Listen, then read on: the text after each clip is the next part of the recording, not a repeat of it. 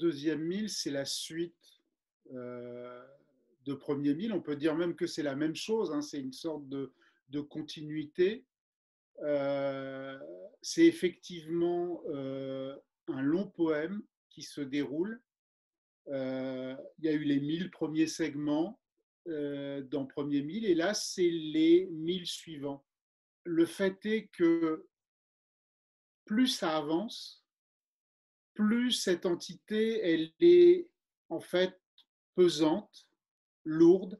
Au début, quand j'ai commencé deuxième mille, je me suis dit, je vais essayer d'effectuer une rupture brutale entre premier et deuxième.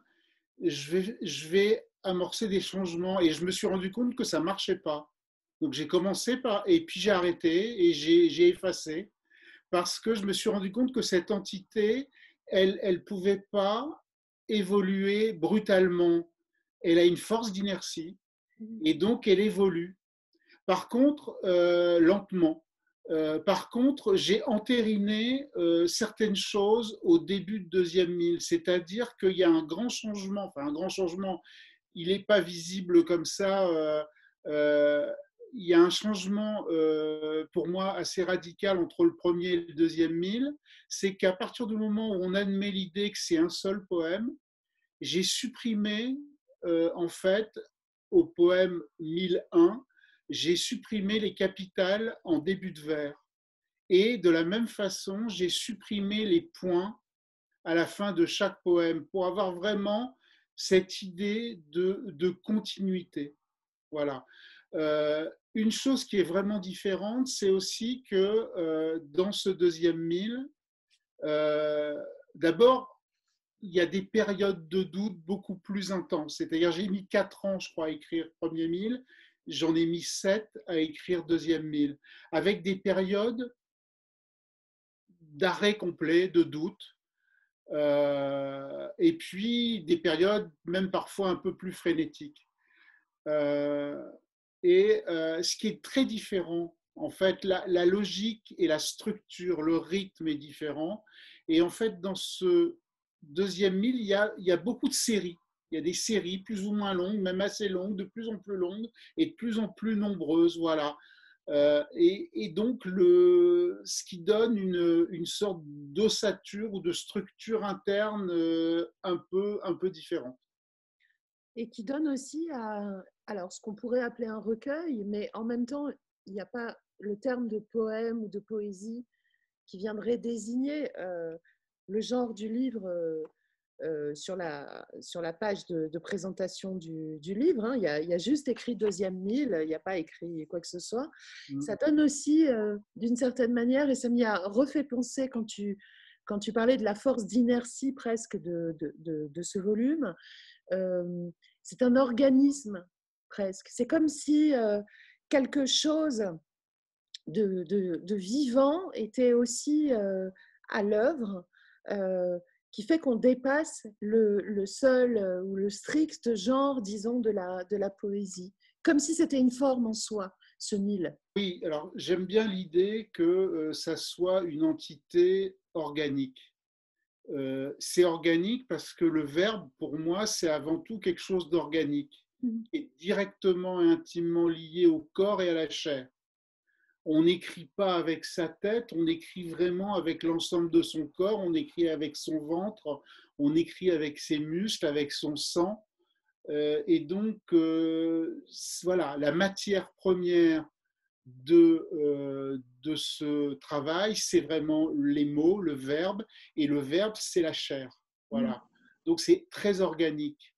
Et ensuite, quant à la forme, en fait, c'est une sorte. Moi, j'ai pas de certitude et je ne sais pas ce qu'est la poésie. C'est un travail de recherche. Je cherche quelque chose. Ce que je cherche, je ne sais pas, évidemment, je ne sais pas trop ce que c'est. Donc, on va dire que c'est de la poésie. La poésie n'a pas une forme définie. Elle peut recouvrir des tas de formes, en sachant que la notion de forme est très importante. La Ouais, on notion va y revenir. de contrainte en poésie est très importante. Mais en fait, si on prend Premier Mille pouvait se lire pratiquement, et pas mal de lecteurs me l'ont dit, pouvait se lire comme un journal. Voilà. Et c'est moins le cas, à mon avis, dans Deuxième Mille, ou alors c'est un journal qui devient en fait centré sur une thématique. Euh, dans Premier Mille, on suivait un personnage qui était obsédé par des choses, par rapport au père, par rapport au vide, par rapport. Alors que Deuxième Mille, il y a un thème vraiment dominant, c'est l'écriture. En fait, c'est aussi euh, le journal de simplement quelqu'un qui écrit et qui s'interroge sur ce qu'est l'écriture. En fait, je garde quand même l'idée de journal parce que, en fait, j'ai toujours été infoutu, incapable de tenir un journal. Je ne sais pas faire ça. Et en fait, ce travail, c'est la seule façon que j'ai trouvée, avec beaucoup de contraintes, hein, avec toutes les contraintes formelles que ça suppose, que j'ai trouvé finalement pour accompagner une sorte de réflexion sur le long terme, à la fois sur ce que je suis en train d'écrire, sur ce que je lis, sur ce que je peux vivre. Voilà. Et donc, c'est la seule façon, mais c'est une des choses. Hein, je veux dire, ce travail, c'est à mon avis aussi d'autres choses, mais c'est aussi ça. Et justement, puisque tu parles de ce qui advient aussi et de ce qui t'advient, on peut peut-être dire, puisqu'on est dans les questions un peu larges sur la forme de ce livre avant d'entrer dans ce qu'il peut énoncer, donc dire tout de suite qu'il est dédié à ton éditeur, à celui qui fut ton éditeur et qui est quelque part toujours un peu ton éditeur, bien sûr, même si le nouvel éditeur est présent aussi à la fin. Donc, Paul Otchalowski-Lawrence, et qui est présent aussi dans 3 poèmes, Les apparitions. C'était important qu'il y ait aussi ce geste de dédicace et de reconnaissance, peut-être. Alors effectivement, le livre est dédié à Paul Oczachowski-Lawrence pour plusieurs raisons. D'abord, une raison qui est directement liée à ce travail-là en particulier, euh, à Premier Mille en fait, puisque c'est un contexte un peu particulier, c'est que en fait, Paul avait accepté de publier Premier Mille sur la base des 300 premiers poèmes. Et ça m'avait terriblement ému à l'époque, c'est-à-dire j'avais interprété ça comme un signe, un gage de confiance absolument énorme. Et il m'avait dit on va publier alors qu'il avait eu un tiers du manuscrit en quelque sorte. Donc c'était important pour moi de lui dédier ce deuxième mille, d'autant que c'est le premier livre qu'il n'aura pas lu et qui aura été accepté par Frédéric Boyer. Et c'est aussi pour ça que je remercie Frédéric Boyer pour sa confiance dans ce volume, parce que, évidemment, pour publier ce genre de choses, hein, un livre, enfin, un recueil de poèmes de 500 pages, euh, il y a peu d'éditeurs qui sont aujourd'hui à même de prendre ce genre de relever ce genre de défi ou de prendre ce genre de risque si tant est qu'il y a un risque. Voilà, donc ça paraissait important. Et puis Paul aussi, parce que effectivement, s'il n'y avait pas eu Paul, moi je ne serais pas là aujourd'hui. Enfin, je veux dire, en tout cas en tant qu'écrivain. Je ne sais pas en tout cas, mais deuxième mille, en fait, ça fait 10 ans en fait. Je suis rentré chez POL il y a 10 ans, en 2010. Deuxième mille paraît en 2020. c'est le 7e livre que je publie chez POL et ça doit faire, si on compte les petits textes que j'ai publiés à côté, c'est mon 10e livre en 10 ans. Mais ça n'aurait pas été possible si Paul ne m'avait pas ouvert sa maison en 2010. Oui, évidemment. Et on sait l'attachement qui était le tien. Enfin, on a publié un très beau texte de toi d'ailleurs dans Diacritique en hommage à Paul Czachowski-Lawrence.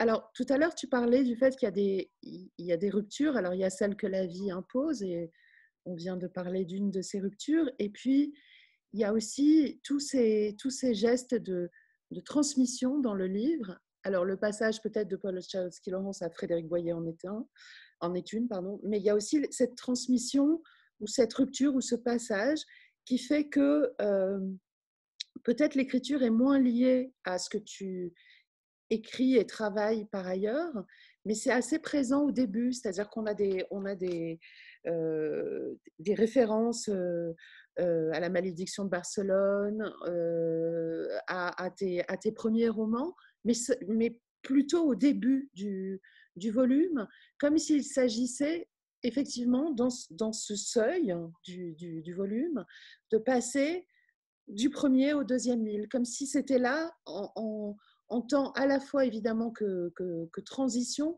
mais transmission véritablement, peut-être. Je ne sais pas, c'est une hypothèse. En fait, ce qui se passe, c'est que le travail accompagne une transformation ou en tout cas une évolution à la fois du personnage, enfin en tout cas de celui qui écrit et de ce qu'il écrit. Et donc ça en témoigne. Le fait est que à un moment de deuxième mille, je dois être en train d'écrire La malédiction de Barcelone. Et en fait, il y a une volonté petit à petit qui n'est pas abouti encore avec la malédiction, puisque dans la malédiction, il y a encore une fois comment dire, la figure du père qui revient, mais il y a en fait une volonté petit à petit de se détacher en fait on pourrait dire du roman des origines pour essayer d'explorer parce qu'en gros on a fait le tour, il y a eu suffisamment j'ai écrit 3, 4 romans là-dessus et l'idée c'est petit à petit de passer à autre chose et donc forcément deuxième mille témoigne aussi de cette plutôt passage, je dirais, de cette transformation. J'aime bien l'idée de transformation, d'autant que dans Deuxième Mille, on retrouve de manière récurrente des références directes au livre des transformations, c'est-à-dire au Yiking. C'est-à-dire cette idée. Et donc, la transformation, c'est comme je disais tout à l'heure par rapport à la forme du poème, par rapport à la forme des poèmes, la transformation, elle est, en l'espèce, elle est lente. Hein, elle ne se fait pas de manière brutale. C'est quelque chose, voilà. C'est vrai à la fois pour ce que je suis, je crois, quand j'écris. Il n'y a pas de transition brutale, il faut aller au bout de quelque chose. Et voilà, ça, c'est une sorte de. Le temps, je ne sais pas si c'est le temps des mots, en tout cas, est un temps beaucoup plus lent.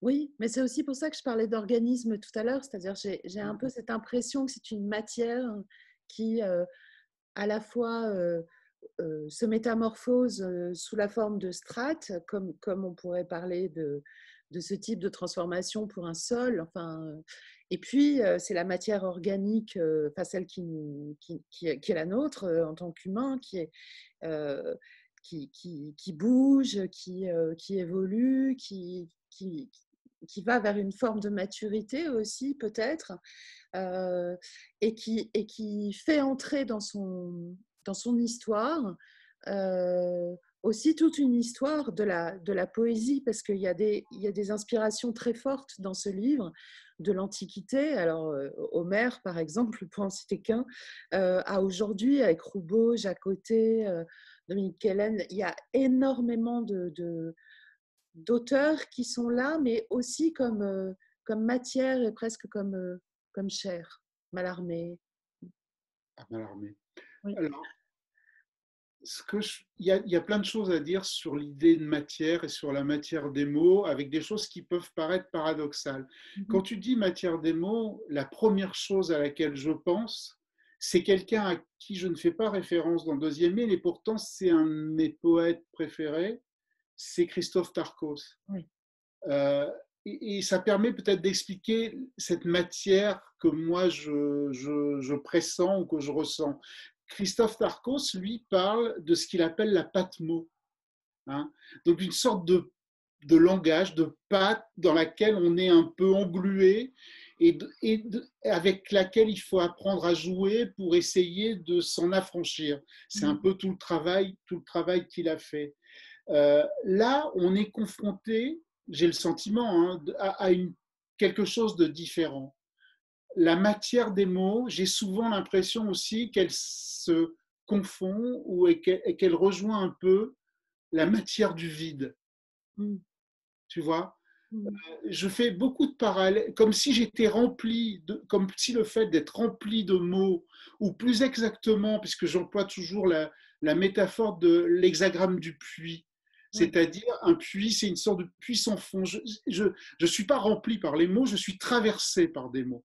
C'est pour ça que j'aime bien l'idée de champ traversant. Et donc, les mots me traversent, et donc me donnent l'illusion de me remplir. Mais en fait, j'ai le sentiment qu'ils viennent remplacer un manque de matière, de chair, un manque de cœur, voilà, il manque quelque chose.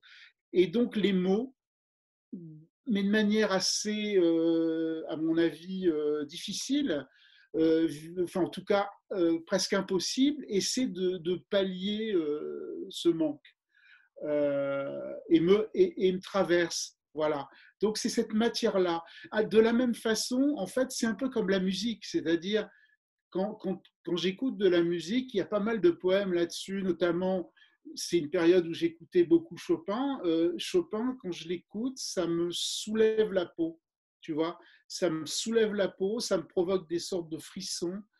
Mais ça met en exergue le vide à l'intérieur d'une certaine façon, une sorte de vide un peu abyssal dans lequel on se trouve plongé. Et donc les mots, ça provoque un peu la même chose. Et donc je suis traversé par des mots, et je suis traversé évidemment par les mots des autres poètes.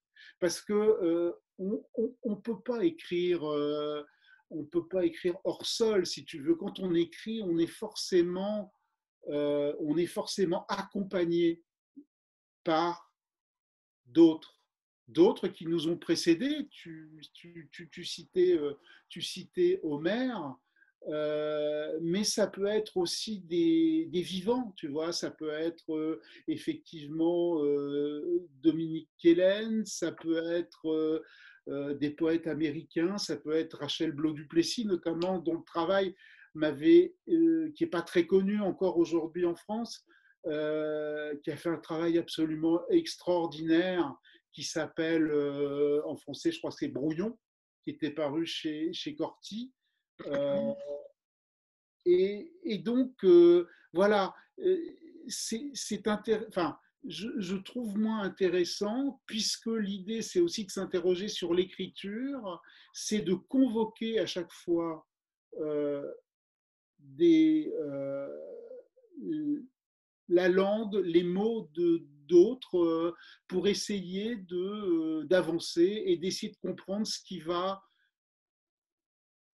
faire poésie, ce qui va permettre sur un chemin qui est un chemin tout à fait, tu vois, personnel, d'avancer, mais en s'inscrivant dans les pas d'Ulysse, en s'inscrivant dans les pas des poètes du XVIe siècle. Je pense notamment au sonnet du 16e qui avait regroupé Jacques Roubaud dans un magnifique recueil qui s'appelait Soleil du Soleil. Ça, c'est des choses sur lesquelles j'ai travaillé. Ça peut être Emily Dickinson. Dans ce recueil, j'ai beaucoup travaillé sur les poèmes d'Emily Dickinson. Petite parenthèse d'ailleurs, on évoquait tout à l'heure Paul Tchaikovsky-Laurence. j'ai écrit le jour de sa mort, donc le jour où Paul où j'ai appris la mort de Paul. Donc j'ai écrit, c'était la seule chose que j'étais en capacité de faire, tellement j'avais été choqué sur l'instant, c'est d'écrire ce court poème. Le jour où j'ai appris votre mort, le 4 janvier 2018, j'ai incrusté votre visage sur mon fond d'écran, si bien que je conserve pour un temps l'illusion de votre regard bleu traversant le corset des mots. Cela me donne le courage encore d'outrepasser la fatidique côte Dickinson, malgré un vide inconnu qui me laisse sans voix. Euh, alors oui, je voulais à ce propos, je pensais à Dickinson parce que je fais référence plusieurs fois dans le livre à cette fameuse cote Dickinson. Ce que j'appelle la cote Dickinson, en fait, c'est comme j'étais en train d'écrire ce deuxième mille, en fait, si on en croit l'édition Flammarion des poésies complètes d'Emily Dickinson, elle aurait écrit, puisque tous les poèmes sont numérotés dans cette édition, 1789 poèmes.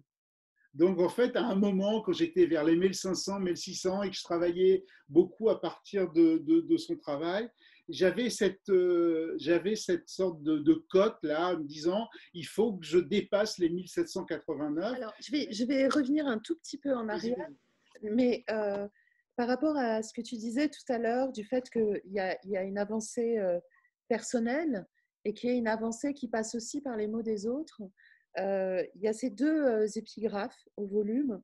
Une, donc, Robert Creeley, cette vie ne peut être vécue coupée de ce qu'elle a à pardonner, qui renvoie à tout ce que tu disais aussi d'une forme de vide intérieur et de tout ce que tes romans, eux aussi, Le évidemment, roman des origines, oui.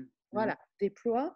Et puis, il y a Rachel Blaud-Duplessis, que tu évoquais, donc Brouillon 6, travailler à comprendre même tant bien que mal, par regroupement et par réécriture d'étranges fragments dans le rapide, bref, court des jours.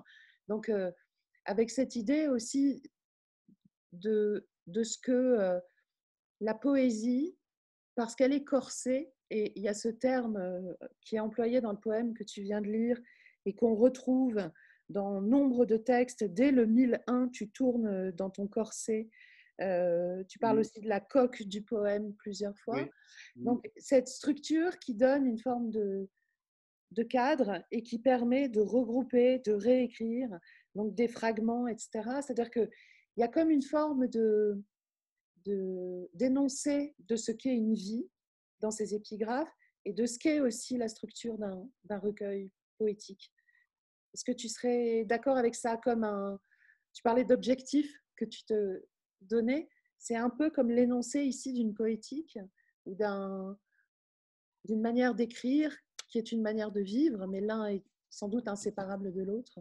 En fait, quand je lisais Rachel Blaud-Duplessis, donc ce recueil qui s'appelle Brouillon, euh, je suis tombé sur ce passage que j'ai mis en exergue et franchement, j'aurais pas pu donner une meilleure définition de ce que j'essayais de faire.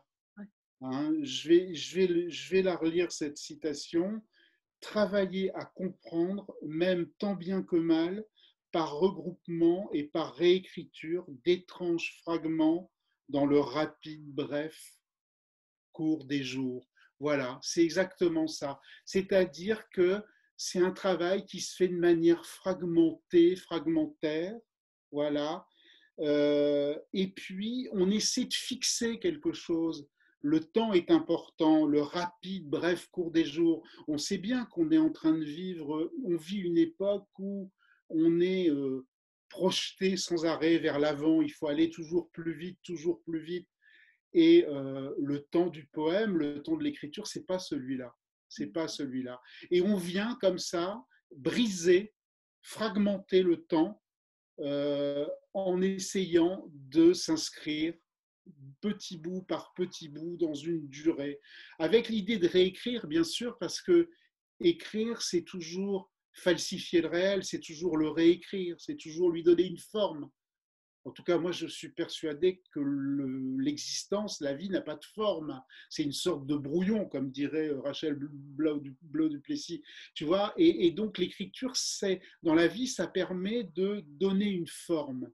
Et puisque tu parlais de forme, il y a effectivement, en ce qui me concerne, un élément très important, un mot et aussi un concept très important qui apparaît déjà dans le premier mille, c'est l'idée du corset. C'est-à-dire que la langue poétique, plus qu'une autre, est une langue qui est corsetée. Elle a toujours été corsetée. Elle était corsetée, si on parlait des sonnets tout à l'heure, elle est corsetée par la métrique, elle est corsetée par les alexandrins, elle est astreinte à la rime, etc. etc. Dès le départ, on essaie de, par la contrainte, de faire naître en fait une voix différente. En fait, j'ai toujours le sentiment quand j'écris, même les romans c'est une autre forme de contrainte, mais sur la poésie qui est vraiment très axée sur le langage, à force de contraintes, on arrive à émettre une voix qui n'est pas la voix commune, la voix qu'on peut avoir dans la vraie vie. C'est pas intéressant. Cette voix-là n'est pas intéressante. Elle n'est pas appelée à durer, cette voix. Cette voix, elle est fugace, elle disparaît, elle dit beaucoup de choses sans intérêt. Et quand tu écris, tu essaies de, comme dit Rachel Blau-Duplessis, tu fixes un peu et tu réécris les choses. Voilà. Et donc, j'essaie de glisser dans le corset. Et on le voit bien quand on feuillette les pages, on voit bien qu'il y a les vers, donc sont des vers qui ont à peu près la même longueur, non pas en termes de métrique, de nombre de pieds, mais bien au niveau visuel. Et encore, c'est pas au caractère et à l'espace près. Donc on a vraiment le sentiment que les mots sont glissés dans un corset, on sent les vertèbres. Et puis, c'est ce qui explique qu'il y a beaucoup d'enjambements en fait dans ces vers. Voilà. Donc, qu'est-ce qui fait vers dès lors qu'on renonce à la métrique classique, dès lors qu'on renonce aux assonances et surtout aux rimes. Voilà. Mais pas du tout à ce qui fait la matière de la poésie, c'est-à-dire des champs sémantiques que je vais explorer, qui ne sont pas les miens, qui me traversent, qui sont ceux d'Homère, qui sont ceux, comme je disais tout à l'heure, des poètes du XVIe, qui sont ceux d'Emily Dickinson, qui peuvent être ceux ça peut paraître surprenant de Sackville-West, Vita Sackville-West, pas la romancière, enfin, mais la botaniste, puisqu'elle était aussi botaniste et que j'ai écrit beaucoup de poèmes à partir du journal, ce qu'elle a écrit qui s'appelle le Journal de mon jardin. Voilà. Et en fait, on peut essayer de faire miel de toutes choses. En tout cas, j'essayais de ne pas m'imposer de limites, simplement des choses qui font écho en moi. Oui. Et parmi toutes ces influences, pour moi, il y en a une qui est très frappante, mais après, c'est peut-être un effet de lecture. On parlait de corset, on parlait de cette forme de la contrainte, mais qui permet de trouver une immense liberté aussi, enfin, je crois. Euh, il y a les objectivistes américains, peut-être, qui sont là, au sens où il ne faudrait pas que celles et ceux qui écouteront cet entretien imaginent une poésie extraordinairement savante ou il y a une forme de, je ne sais pas comment le dire, parce que chaque mot pourrait sembler un jugement de valeur et il n'y en a aucun dans tout ce que je suis en train de dire, mais il y a une forme de, presque de simplicité, en tout cas de lecture immédiate, organique justement, charnelle, qui est possible de tes textes et qui me fait vraiment penser à ce que moi je lis chez les objectivistes américains, c'est-à-dire un brio ou une structure extrêmement savante, mais qui ne va pas jusqu'à se démontrer par la forme. La forme s'offre. Puis, je suis très heureux que tu me parles des objectivistes, parce que je pense qu'il n'y est pas fait référence directement à aucun moment Mm. dans le livre, alors que pour moi, c'est une influence, peut-être, en tout cas, c'est une rencontre majeure. Que ce soit Charles Reznikov ou actuellement, là, je suis en plein bonheur puisque je suis en train de lire A de Zhukovsky, que les éditions Nous ont eu la bonne idée de publier en français pour la première fois.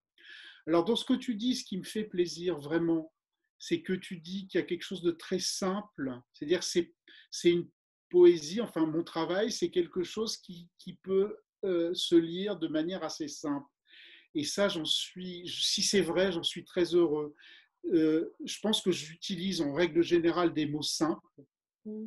des mots assez il y a un vocabulaire plutôt, voilà, mais il y a quelque chose de savant. Évidemment, la poésie, c'est un genre savant. On peut pas contourner ce fait. Si on prend Charles Reznikov, quand on lit Testimony, effectivement, quand tu fais lire Testimony à des gens les gens vont te dire, la première réaction, c'est pas de la poésie, puisque il a repris en fait des comptes rendus de cours de justice, et puis il les a versifiés, voilà, il les a retravaillés, et puis à un moment ça fait poésie. Pourquoi ça fait poésie? Voilà. Sous la simplicité apparente, parce que évidemment, il y a quelque chose quand même, évidemment, bien sûr, dans ton recueil de très savant et qui passe par aussi une forme de sérialité, enfin, toutes ces séries ou toutes les références, quand on les maîtrise, et pour certaines, c'est mon cas, pour d'autres, je pense que je passe à côté, bien sûr, mais on entend aussi toutes ces strates d'histoire de la poésie qui peuvent être là par un mot ou parfois par une manière de faire un enjambement, justement. Euh, mais il y a quand même cet accès, oui, presque, puis même une recherche de cette objectivité dans le rapport apparent, chose au monde, qui passe pas par le pathos, qui passe pas par le lyrisme. Ouais.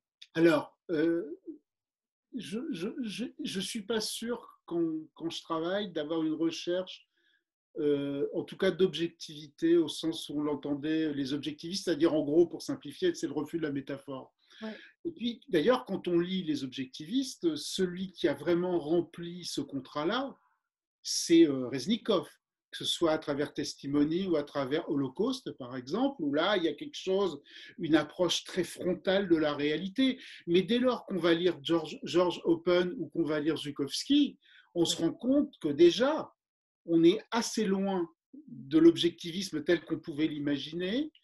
Là, je suis au début de A, par exemple, où on voit que c'est une sorte de collage où se mêlent des réminiscences ou des références à Jean-Sébastien Bach, et puis la société américaine qu'elle est en train de se découper et d'évoluer. En fait, ce qui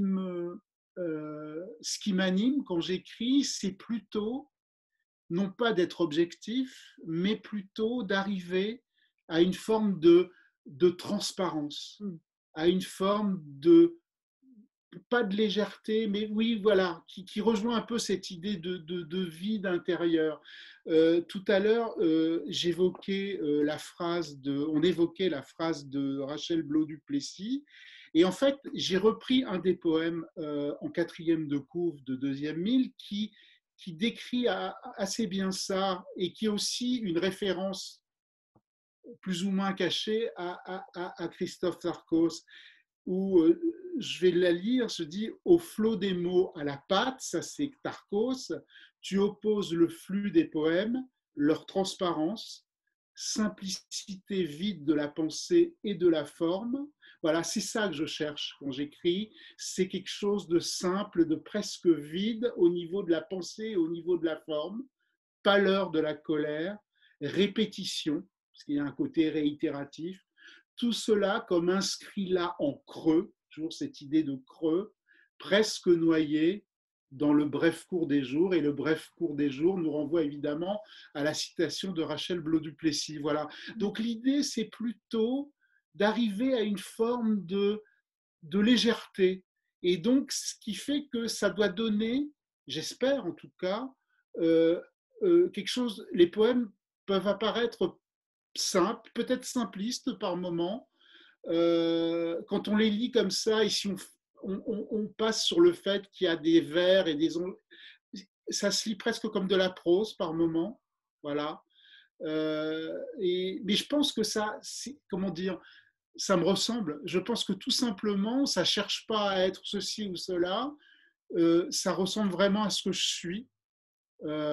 Donc, à la fois, c'est peut-être assez savant et ça fait, il y a des références nombreuses, mais les références, elles sont toujours, et ça me paraissait important, et c'est pour ça que j'ai passé beaucoup de temps à essayer de concevoir un index avec des repères et des choses comme ça, c'est que le lecteur puisse toujours, comment dire, savoir à quoi il est fait référence. Euh, Parce que des fois on le sait, des fois on ne le sait pas, et puis c'est peut être bien de le savoir. Pourquoi je dis ça? Parce que je suis un lecteur assez malheureux des cantos de Ezra Pound. Alors, Ezra Pound, il y a une magnifique édition, c'est toujours le même, c'est Yves Dimano qui a publié ça chez Flammarion. Seulement, tu vois, pour quelqu'un comme moi j'ai renoncé à lire les cantos. Pourquoi? Parce que les cantos, il faudrait avoir un appareil critique. Mhm. Tu vois, quand tu lis le début, alors le début des cantos, ça tombe bien, ça fait référence, en plus, moi j'y fais référence dans Deuxième Île, c'est un truc que je connais, c'est le 11e chant de l'Odyssée, celui où Homère aborde au pays des morts, où il va retrouver le fantôme de sa mère. Voilà. Donc il travaille là-dessus, et donc en avançant, il y a des choses que je saisis, mais moi, je n'ai pas la culture, tu vois, qui me permet. Et d'autant que si tu prends cette édition des cantos, c'est que par moment, Ezra Pound, il décide d'écrire des passages entiers en italien. Et l'éditeur choisit de ne pas traduire, Mhm. tu vois. Mhm. Pareil, il y a des choses aussi avec des idéogrammes chinois. Et donc, alors, il y a un bouquin qui existe, hein, j'ai oublié, c'est Minière qui a fait un très bon bouquin chez Gallimard, où il s'intéresse à l'utilisation des idéogrammes chinois chez Pound. Et voilà, on se dit à quand un livre qui permettra à un lecteur comme moi qui n'a pas le bagage nécessaire, si tu veux, de lire d'un bout à l'autre ce travail, quoi. Mais justement, ça va totalement avec ce qu'on disait d'une forme de simplicité apparente. La culture ici, enfin, ou l'histoire de la poésie, disons, ou même beaucoup plus généralement l'histoire de la littérature, elle est, euh, elle est immédiate, elle est charnelle et elle est en prime offerte. C'est-à-dire que ce que je trouve assez fou, c'est qu'il y a à la fois l'aspect d'une lecture linéaire qui est évidemment tout à fait possible, c'est-à-dire passer du premier poème au millième, mais il y a aussi une lecture possible par réseau ou par chemin euh, qui sont suggérés à la fois par l'index ou par les différents regroupements possibles, avec les thèmes mineurs, les apparitions, les thèmes majeurs. Enfin, on peut décider de lire tous les textes du côté de la colère ou du côté de l'imposture ou du côté du renoncement ou du vide. Et donc, il y a une pluralité dans cette simplicité et un foisonnement de lectures possibles très important et qui a été pensé puisque ces index et ces regroupements ou recoupements possibles, euh, ce sont les tiens, même si bien sûr on peut aussi faire d'autres types de lectures. En fait, l'idée, si tu veux, c'est on se pose forcément la question, et soi-même en tant que lecteur, si tu veux, moi j'adore les gros pavés, en poésie notamment, et comment on les lit généralement, on ne va pas prendre le bouquin et le lire du début à la fin, on pioche dedans, tu vois. Et donc c'est en pensant à ça que je me suis dit, dès le premier mille, je vais travailler un index, comme ça va faciliter, ça va accompagner, ça va aider le lecteur à piocher. Voilà, et alors ça, c'est la première chose. Et la deuxième chose, c'est surtout que le fait de travailler un index et de donner des repères, c'est aussi une façon, a posteriori, d'essayer de mettre en évidence des lignes, euh, comment dire, des constructions internes, tu vois, des lignes de force. Mm. Parce que les thématiques, forcément, il y en a beaucoup, mais on n'en garde que certaines. L'idée, c'est de garder des thématiques qui font sens et qui créent une structure à l'intérieur du gros machin. Donc voilà. Donc c'était ça la difficulté. Et donc, après, il y a mille façons de le faire. Les lecteurs aussi peuvent trouver leur façon d'avancer. Euh, c'est voilà, c'est ce côté, c'est un bouquin comme ça, il fait 500 pages. Si on aime ça, on le pose à côté de son lit ou sur voilà, et puis on peut aller piocher dedans quand on en a envie. Mais la poésie, ça se prête à ce genre d'exercice, à ce genre de discipline, si tu veux. On peut y revenir. Souvent, un poème, on a besoin d'y revenir parfois plusieurs fois. Il va commencer à rentrer en nous, il va commencer à faire sens. Parce que ça aussi, c'est une chose dont il faut peut-être parler, c'est l'idée du sens. C'est-à-dire que ces poèmes, pour moi, ils font sens. Et entre nous, j'ai mis 7 ans à l'écrire. Et donc, il y a un moment que j'ai terminé, un moment que je suis dans le troisième mille. Et il y a des poèmes, quand j'ai retravaillé sur l'index, je ne savais plus moi-même ce que j'avais voulu dire forcément à ce moment-là. Et le poème me renvoie peut-être autre chose, je ne sais pas. Mais c'est aussi le propre de la poésie, c'est que ça te parle, il y a un sens qui se fait pour toi, lecteur, et qui t'est absolument personnel. Tu vois, c'est pour ça que la poésie, alors on pourrait s'interroger sur est-ce que est-ce que c'est utile ou pas utile. Visiblement, on a eu la réponse ces derniers temps. On n'est pas essentiel. On a bien vu qu'on n'était pas essentiel. Et il y a d'ailleurs un thème qui revient dans Deuxième Île, c'est le thème de l'idiot. Mm. Moi, j'ai le sentiment de plus en plus que celui qui écrit de la poésie, mais même celui qui écrit en général, c'est un peu la figure de l'idiot. Il faut être un peu un idiot pour écrire aujourd'hui, si tu veux, de la poésie, et il faut être quelques idiots aussi pour la lire.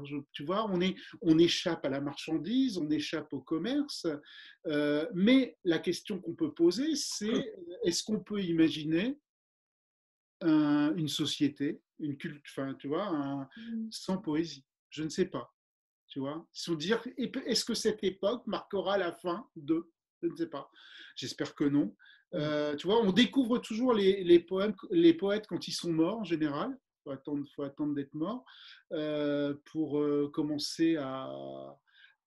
Voilà. Donc l'idée, c'est, comme un idiot, on essaie on essaie quand même de faire quelque chose. Mm. Et pour moi, je reviens à cet index parce qu'il est quand même assez frappant. Pour moi, c'était aussi une manière de mettre le lecteur dans la position finalement du poète, ce dont on parlait tout à l'heure, c'est-à-dire de le mettre entre liberté et contrainte. C'est-à-dire qu'il est libre de ne pas suivre, mais il sait aussi quel type de lecture pourrait être attendu de lui en allant repérer des séries, en allant voir des références ou voilà, donc mettre le lecteur entre liberté et contrainte lui aussi. Je reviens sur ce que je disais initialement Mm. sur l'index, c'est plutôt un outil pour aider le lecteur, Ouais, pour ouais. lui donner des clés éventuellement s'il en a besoin, pas Mm. nécessairement. Mais on est quand même dans une idée de liberté totale, si tu veux. Ce genre d'ouvrage, à la différence d'un roman, le roman, là, tu as une vraie. T'as une vraie contrainte, c'est-à-dire tu commences et au début tu vas à la fin. Bon, il y a quelques exemples dans l'histoire, des fois, de choses qui peuvent se faire à rebours ou dans les deux sens. Je pense à un roman israélien comme ça, qui peut se lire dans les deux sens, et les deux sens se rejoignent au milieu du livre. Mais la poésie, il y a une totale. Alors, quand on a un petit recueil entre les mains, mais quand on a un pavé comme ça, ben voilà, on va faire son marché, si je puis dire. On va piocher, et moi je tiens beaucoup. Enfin, c'est la liberté qui, en l'espèce, est importante. L'index, il est là uniquement pour aider éventuellement le lecteur, lui donner quelques clés pour l'accompagner, euh, mais pas non plus pour se substituer à lui. Parce que vraiment, dans la poésie, le lecteur, plus que dans le roman, il est co-auteur, enfin, il est contributeur du sens. Tu vois. Après, on va parler du poète et de la figure de poète qui se construit dans le recueil. Mais avant, je voudrais revenir sur la matérialité aussi de la page, parce que c'est aussi ce qui fait un recueil de poésie. Et alors, il y a plusieurs choses qui frappent. Alors, évidemment, il y a le fait qu'il y a un rapport à la page aussi, au blanc et à la mise en page. Le poème s'écrit aussi par tout ce qu'il y a autour. Bon, on pense à André Dubouchet qui a beaucoup joué avec ça, évidemment, mais sans rentrer là-dedans, qui est une question qui pourrait se poser pour tout le monde, il y a deux choses qui frappent. La première, c'est ce fil en bas de page, le fait qu'il y a des mots ou des segments de phrases, etc., qui sont là, et dont parfois on se dit que c'est l'incipit du poème. Pour le poème 1537, j'ai ouvert au hasard. Hein. Ouais. Si tu étais moins lâche aussi, c'est en effet la phrase que l'on retrouve dans le fil en bas. En revanche, pour le poème d'à côté, donc le 1538, une margelle et une putain renvoie bien sûr au poème, mais là à l'avant-dernier vers. Et donc, est-ce que c'est une autre forme de recueil qui s'écrit là dans ces... Est-ce que tu peux en parler? Oui, bien sûr. Je me suis posé beaucoup de questions. Alors, en fait, la forme de premier mille et deuxième mille, elle m'est apparue d'une manière carrément, enfin, tu vois, immédiate quand j'ai commencé ce travail, donc il y a maintenant, il y a longtemps, quoi, il y a plus de 10 ans. Et dès le départ, j'ai su comment les choses allaient s'organiser. Je ne savais pas du tout ce que j'allais écrire, comment j'allais écrire, mais ce que je savais, c'est qu'il y aurait 2 poèmes par page, qu'ils seraient numérotés en haut, et qu'en bas de page, il y aurait la reprise d'un des vers en gras, c'est toujours un des vers du poème en gras, qui est pour moi le titre du poème. D'accord. Le titre est en bas. Alors, je pense que quelque part, ce principe de mise en page avec un titre en bas, après réflexion, c'est quelque chose que j'ai trouvé chez Georges Bataille. Je l'ai là en plus, ça tombe bien, je n'avais pas prévu. Chez Georges Bataille, il y a un texte qui s'appelle Le Mort, qui a été publié chez Pauvert dans un joli emboîtage, genre cercueil, comme ça, noir, de deuil. Et en fait, il y a des petits paragraphes, des petits chapitres très courts, avec en fait le titre du chapitre en bas de page. D'accord. Voilà. Et je pense que c'est un peu une réminiscence de ce texte, hein, qui m'a donné l'idée de numéroter les poèmes et de les titrer en reprenant un vers en gras en pied de page. Mais ça veut dire aussi que, en fait, ça donne le sentiment qu'on est bien segmenté. Or, quand je lis, quand il m'arrive de lire des extraits de premier mille ou deuxième mille, je lis en général des séries. Hein. L'idée, c'est toujours le flux.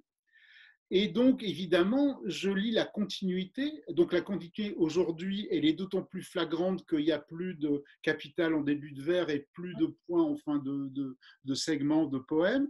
Et donc, je lis la continuité. Et donc, le titre et le numéro Voilà. disparaissent. Oui, bah, c'est ce que Voilà. tu as fait tout à l'heure d'ailleurs. Voilà, voilà. Et là, dans ce travail-là, on se rend compte qu'il y a un côté un peu, alors on retrouve le corset, mais si on feuillette comme ça de manière un peu rapide, on se rend bien compte qu'il y a un côté un peu obsessionnel où tous les poèmes, les mots apparaissent corsetés et rangés comme ça. Il y a une sorte de, comme s'il y avait aussi cette volonté, quand on feuillette, je m'en rends compte maintenant, et c'était pas forcément pensé, c'est que à travers ce travail, il y a peut-être la volonté d'essayer d'échapper au désordre de l'existence, au chaos de l'existence, et d'arriver à organiser le chaos. Voilà. Toujours Mm. cette idée d'organiser. Et c'est ça le verbe. Le verbe, c'est l'organisation, enfin, au niveau mythologique, c'est l'organisation, au niveau du mythe, c'est l'organisation du chaos. Et la poésie, par ses contraintes, c'est vraiment de l'organisation suprême, enfin, quelque part. Oui. Et alors, la deuxième question que je me posais sur la forme, mais tu y as déjà en partie répondu, c'était la question des diptyques, puisqu'il y a 2 poèmes par page. Et moi, je me demandais si c'était une contrainte éditoriale, c'est-à-dire faire passer un recueil de 1000 poèmes en 500 pages. Mais du coup, s'il y avait une réécriture pour que les 2 poèmes côte à côte euh, et en vis-à-vis d'ailleurs, puisque du coup, quand on ouvre, évidemment, on en a 4 sous les yeux, sauf pour la première et la dernière page. Donc, s'il y avait eu une forme de réécriture pour organiser tout ça, mais tu viens de dire que tu les avais pensés comme des diptyques.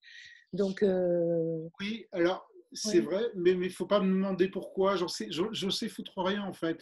J'ai d'accord. eu cette image dès le départ. Mm. Et je crois que ça doit renvoyer peut-être à des. Alors, j'ai une chose qui me vient en tête tout de suite. Il y a certains livres euh, qui sont publiés sur 2 colonnes, Oui, tu vois. oui, Et notamment, moi, si je me réfère à mon enfance et au premier, un de mes premiers chocs poétiques, ça peut paraître bizarre, c'est la Bible. Il y avait une Bible qui traînait dans un placard dans ma chambre d'enfant. Et moi, j'ai lu ça enfant, j'ai lu des passages comme ça, pas du tout comme un livre, comment dire, religieux, mais vraiment, je comprenais rien à ce que je lisais. Et c'était pour moi, ça a été le premier choc poétique. Et ce qui me plaisait beaucoup dans ce livre, je dois l'avoir quelque part d'ailleurs, je dois l'avoir quelque part, cette édition, euh, elle est, je crois, sur 2 colonnes. Tout ça n'est pas réfléchi, mais à un moment donné, tu sais, j'ai une vision comme ça sera comme ça, mais j'en sais pas plus et je vais avancer. Et je ne sais pas où je vais, je ne sais toujours pas où je vais. Tu vois, le troisième mille m'amène ailleurs, la forme évolue lentement, mais elle évolue, mais je sais pas où je vais, quoi. C'est les questions qui sont intéressantes, c'est pas les réponses. Hein. oui, oui, oui, Le bien but, sûr. c'est d'avoir des réponses toutes faites. Ce qui est intéressant, c'est de se poser des questions et une question en appelant systématiquement une autre. Voilà. Et c'est un peu ça aussi avec premier mille, deuxième mille, c'est que tout ça m'interroge, tout ça me pose des questions sur l'écriture, mais j'ai pas de réponse, mais j'avance. Mm. Oui, et c'est d'ailleurs enfin, le grand centre irradiant de ce recueil, c'est la question de l'écriture. Comment on écrit, pourquoi, pour dire quoi. C'est-à-dire, il y a aussi cette image qui est très forte dès le début d'une enveloppe qui contient comme des archives illisibles au feutre rouge. Et, et on a cette image du recueil qui est peut-être le déploiement de cette archive illisible que tu rends lisible. Mais tout ça, c'est des pistes, c'est des possibles. Et je crois que s'il y a bien quelque chose qui peut définir ces 1000, donc le premier, le deuxième, pour l'instant, c'est vraiment d'être aussi un processus de création qui s'interroge sur ce propre processus, mais qui le produit et qui produit de ce fait ce recueil organique. Et alors, bon, peut-être mon avant-dernière question, même si la dernière, tu as déjà en partie répondu, mais euh, il y a, et c'est très fort dans ce recueil, euh, la production du pronom personnel qui s'exprime. Un recueil poétique crée le personnage du poète, en fait, par lui-même, enfin, comme ce qui sort de cet organisme. Et ici, ce qui est extrêmement frappant, c'est que le jeu apparaît à travers les mots des autres, on l'a dit, à travers des influences, à travers ce qui le traverse. Et peut-être que le pronom personnel le plus important du recueil, c'est le tu. Ce je, cet autre. Je, cet autre, c'est le tu, d'une certaine manière. Euh, Pourquoi ce tu? C'est une manière de, de, de dire cette altérité fondamentale en soi aussi. Alors, pourquoi le tu? En fait, il y a plusieurs éléments de réponse. Le plus évident, c'est sans doute un refus du jeu, en tout cas de l'hégémonie du jeu. Et quand je parle de ça, je fais toujours référence en gros à la même chose. C'est Walt Whitman, tu sais, avec le chant de moi-même. Oui. Parce que l'idée, c'est pas à travers ce travail de me chanter moi, c'est de chanter tout ce qui me traverse, c'est aussi de chanter les autres. Et ce tu, c'est indifféremment moi, peut-être, mais ça peut être des fois, c'est quelqu'un d'autre. Des fois, il désigne ce tu quelqu'un d'autre. Voilà. Et puis, le tu renvoie aussi, je pense, à une idée un peu différente, qui est en fait de se sentir étranger à sa propre existence.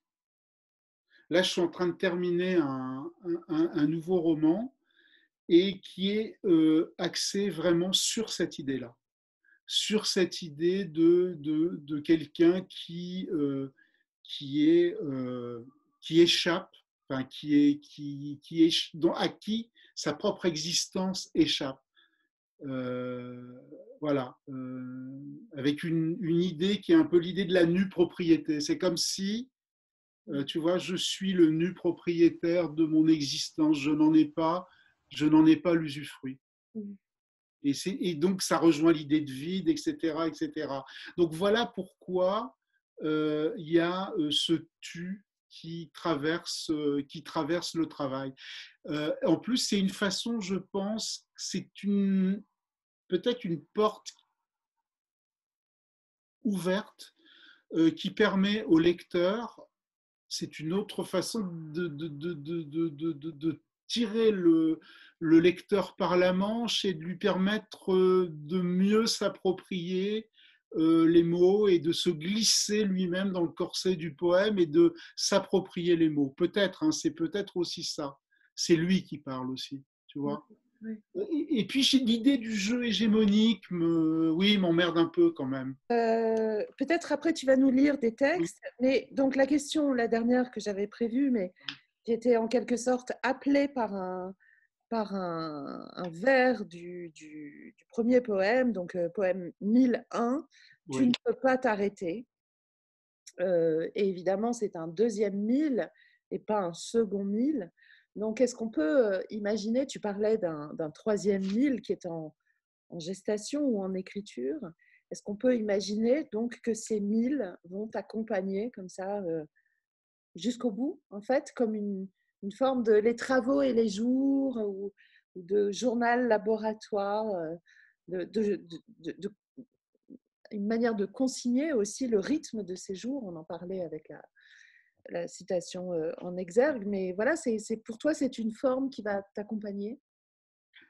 Alors, dans l'absolu, enfin dans l'idée, dans l'idéal, c'est ce travail, j'envisage de le mener jusqu'au terme de mon existence. Mmh.